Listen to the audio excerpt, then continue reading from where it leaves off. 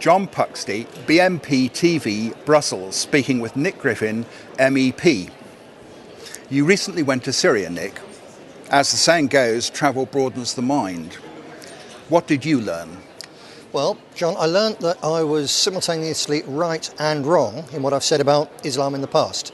I was absolutely right and had this confirmed by speaking to Syrian Muslims of several different sects in my analysis of the fundamentalists' interpretation of Islam, whereby, and particularly the Quran, whereby there's eternal hate and war between them and everybody else, particularly us as Christian unbelievers, that the moderate verses are overwritten by the verses of the sword, the ones written later on, and it makes the whole thing a menace to all other peoples and particularly a menace to Britain. Well, theology can be a very boring subject. Could you please just give us one example of this? Yeah, the classic is Surah 5, verse 32, which is the one that Tony Blair quoted straight after 9/11 and 7/7. And he quoted it, and Cameron quotes it, all the others. They say that whosoever takes a life, it's as if he'd taken the life of the whole world. So they say this means Islam says you can't kill. The actual whole verse says whoever takes a life not in retaliation for a life or in retaliation for corruption in the land, it's as if they kill the whole world. And this piece in the middle means that in retaliation for killing a Muslim, they can kill people. So we bomb Afghanistan, they can come and kill us. And in particular, in retaliation for corruption in the land, which can be everything in the eyes of the hardliners, from usury, for instance, or having women walking around not veiled, anything like that can be corruption in the land, then they're entitled to kill. And it only says you can't kill innocent people. To them, the innocents are strict Wahhabi Muslims. Everyone else is guilty and therefore can be killed. So, qualifying Islam with the word fundamentalist for as you... I am now, yeah. Which is a new concept for you. Yeah. You've really shifted your position from your previous stated position on Islam, where you describe this as a wicked and vicious faith. Yeah, as I said, I was right and wrong. I was right about the innate extremism of large numbers of Muslims and Muslim communities in Britain, because they come from this, they're informed by this Wahhabi version of Sunni Islam. I was right that it's a huge threat to Britain and the British people, because it's popular and it's very well funded, and these people are funded enormously, particularly by the Saudi Arabians, the other Gulf states. So although there are moderate Muslims in Britain, their voice is overridden by the sheer amount of money that the hardliners have got to pump into radicalising the whole community. And I was right that many of them deceive us. So when the Muslim Council of Britain put spokesmen on television and so on, they're the ones who, like Tony Blair, use that twisted version of chapter 5, verse 32, and they use it in order to deceive us, to lull us into a false sense of security, while they keep on with their much higher birth rate, with continued immigration, with conversion, and with just getting more and more money and power. They continue taking over our society. So I was right about that. I was wrong to lump all Muslims together, even in fact all Sunnis. I met Sunnis in Damascus who are absolutely 110% behind the Assad government, because they want a moderate form of Sunnism, more so the Shia, the Alawites and the other religious groups in Syria. And looking at particularly at the Shia and the Alawites and so on, you're dealing with a form of Islam which has been reformed. Their view of things very often is tempered by centuries of interpretation, by the analysis and how many angels can dance on a pinhead in Christian terms, by these analyses over centuries, which turn Syria into a genuinely tolerant and absolutely secular society where Muslims are the majority in their different groups, but everyone is tolerated, everyone's respected. And it's that tempered version of Islam I didn't know really was there, because I looked at the ones who claim to be moderates in Britain and they're lying. These people are actually moderates. Coming back to this chapter 5, verse 32, they point out that the very start of that verse says it was ordained to the children of Israel. that you mustn't go around killing people unless. And they say it's ordained, it's past tense, so it's something in the past which related to the ancient Jews, so it doesn't relate to us. Now, the fundamentalists, the Wahhabis, say, no, you're wrong, you can't mess around with the Quran, and if you do, we'll hack your head off. But the fact is that the people who say we can interpret the Quran are prepared to fight the extremists, and they are fighting the extremists right now. The Wahhabis say that this interpreting the Quran is takfir, it's heresy, and heretics or unbelievers should be killed just like us. They're all kafir, they should all be killed.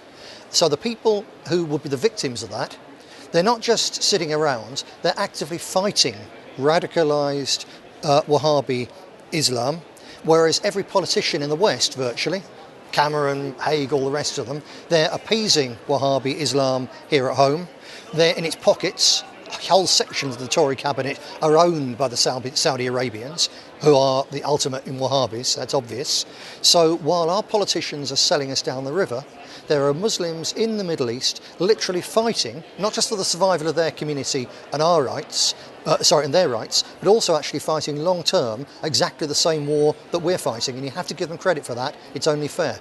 So this battle that's going on in Syria is actually good for Syria long term. Mm-hmm. Can you explain to us why this matters to us here in Britain? Yeah, indeed, because roughly speaking, 2/3 of all the mosques in Britain, and really all the big ones, are funded by Saudi Arabia or Qatar, the other Gulf states, who are run by a Wahhabi clique. It's a crazed fanatic sect running these societies which have enormous amounts of oil, and they're the ones who are influencing and training and bringing up the next generation of most young Muslims in Britain. There's a sect which basically took this Wahhabi concept from Saudi Arabia to the Indian subcontinent in the times of the British Raj. It's called Deobandism. And they're also enormously powerful, particularly in the Pakistani community in Britain. It's a virus, and it's the thing which in its most political form means they want to take over our country. In its crudest form, it's the thing which creates the hatred and contempt of unbelievers and women that leads to grooming of our girls, to race attacks on our young lads and so on. And even the more moderate ones from that community, the people like Hizb ut-Tahrir through to the Muslim Council of Britain, they all want the same aim, which is the complete Islamification of our society under this extraordinarily harsh Wahhabi rule. They just, go about it a little bit more carefully. So it's a huge problem. The young people growing up in that community are absolute time bombs. Even the ones who aren't radicalised this week, in 6 weeks later can be. That's the way it goes once they sort of get on this conveyor belt process of radicalisation. And they're particularly radicalised when our ruling elite has an insane foreign policy of, for instance, bombing Afghanistan and killing wedding parties in Pakistan with drones because they suspect they might be Taliban, because they went to war in Afghanistan in order to help various banks and oil companies put a gas pipeline through Afghanistan. So while that radicalisation is going on, it makes these people's presence in Britain extraordinarily dangerous. So it means that in fighting them and holding them back, the Syrians are fighting our battle for us. So your position is roughly the same as the EDL then. They marched with the Muslims in East Anglia recently. Fundamentally, you agree with the EDL, and it's only the extremists that are the problem. So all Britain has to do is send an army to where the extremists train and kill them, and the problem is solved. No, because the extremists who are training, they're the absolute sort of the point. They're the tip of the spear, but there's a much bigger spear of really a whole community behind them. That's the problem. The people that, it's very interesting, the people that the EDL idiots marched with in Ipswich, a group called Jimas, are actually hardline Wahhabi fanatics, disguised as moderates, funded by Saudi Arabia, and they're part of a conveyor belt of Wahhabi terrorism. As an example, one of their conferences was addressed by the man who went on to murder Richard Pearl, the Jewish journalist in Afghanistan, who was beheaded on the internet. That's the kind of people that the EDL were suckered into working with. It's known in Islam as taqiyya, and it's religious deceit. So no, it's not just a few hardliners out there. Every time we go into their countries, we only make it worse because we rally their whole community around them. It's this whole religious philosophy is the trouble. Could you explain more precisely what you mean by taqiyya? Yeah, taqiyya is a concept actually originated with the Shia when they were the minority in many Sunni areas, that if you sort of conceal what you really believe, you're allowed to. And it comes fundamentally again from the Quran, that Surah 4 verse 101 says you're not to blame if when you're in the land of the unbelievers you shorten the prayers. So they've taken from this the idea that when they're weak they can lie to the unbelievers, they can cheat and so on. It's only when they're strong enough, when they're 10% or more of the population, are they ordained by their reading of the Quran to fight us. That's taqiyya. So coming back to the main point here, you're still actually agreeing with the EDL that it's only the extremists that need to be rooted out. We need to destroy their training grounds in Afghanistan, for instance. No, because it's not just a handful of extremists. It's a whole section of Islam, this Sunni Wahhabism. You're talking about millions and millions, hundreds of millions of people. You're talking about probably several million in Britain, tens of thousands in Western Europe. You're talking about a very large population. The population, if you like, they provide the sympathetic sea in which the particularly radical suicide bomber fish swim, and you have to deal with the problem as a whole. Firstly, by understanding that when it's attacked physically, when we bomb Afghanistan or wherever, or went into Iraq, it actually radicalises an even bigger section. It helps the recruiters, the terrorists, recruit more young men. It helps them get in more money. It earns them sympathy. You can't kill an ideology by killing, which is held by millions of people, by killing a few people. You can only fight an ideology by taking away the thing which allows it to radicalise people, so getting the West the hell out of the Middle East and out of Muslim countries, so they haven't got such a wind-up for young men. You know, they see Muslims killed on television, they blame us, they want to go to war. We need to do that. And also, we have to, it's for them, if they're going to soften their religious ways, to do so. Very interesting, one thing I learnt when I was in Syria is that in, I think, 2002, the Grand Mufti and the Syrian government offered to send as many Sufi, which is a particularly sort of pacifist version of Islam, which verges onto Christianity, as many Sufi imams as Britain could take, they would send to replace the Wahhabi extremists in our mosques and start teaching what is basically a pacifist version of Islam. The government initially said yes. Apparently MI6 were particularly enthusiastic, the overseas intelligence people, and then it was killed off from on high. No doubt when the subtle Wahhabis like the Muslim Council of Britain started saying to the Labour government, you go down that road, you'll lose our vote. So that came to nothing, but that needs to be, you know, picked up. And really we need to say to those communities, to the Wahhabi communities, the Sunni communities in Britain, you choose, you decide. Are you going to moderate and speak out against terrorism? Absolutely, and against the Wahhabism that creates it. Or if you're going to fudge, if you're not going to be happy with that, you have got to leave this country, the whole lot of you, and not just a handful of extremists. So the Shia, as far as we're concerned in Britain, where there are 400,000 roughly living here, many of whom have come here to get away from... Genuine refugees, a lot of them. These people are really genuine refugees in the true sense, trying to get away from this terror situation. So what you're saying is that basically the Shia are okay. Well, mass immigration in Britain is wrong. We oppose it. We'd like to reverse it. End of. But, yeah, you're right. A lot of Shia are genuine refugees. I would hope if Syria can return to peace, there's a place where Shia Muslims can go and live in a state where Shia Islam is understood and so on. I'd rather they were there than, you know, in Britain, to be blunt.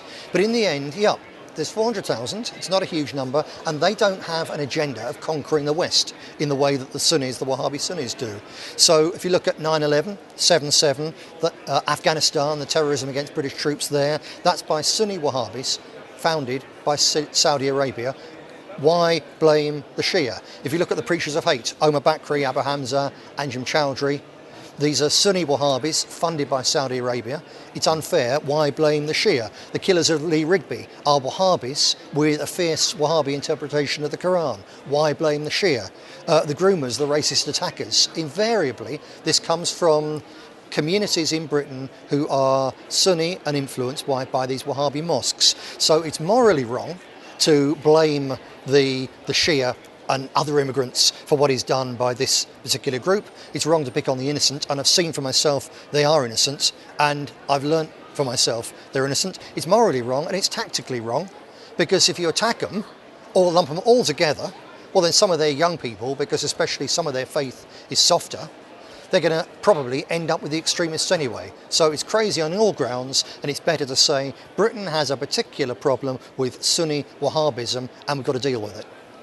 So Sunni Islam, influenced by Wahhabism, is the real problem for Britain, and other Muslims are not so much of a danger to us. Exactly, which is what makes it particularly dangerous to be doing what Cameron and Haig and the others are doing in Syria, to try to interfere, to hand Syria, at present a secular and tolerant non-sectarian state, over to these Sunni crazies. Well, like the one I interviewed, the failed suicide bomber, they make no bones about it. When they finish Syria off, they're going to come for us here in the West. So it makes it particularly dangerous, and that's the Saudi Arabians buying British politicians, the United States military-industrial complex buying British politicians, their Zionist allies terrifying British politicians with the power of the mass media, people like Murdoch and Desmond, all these people together getting us into this crazy war.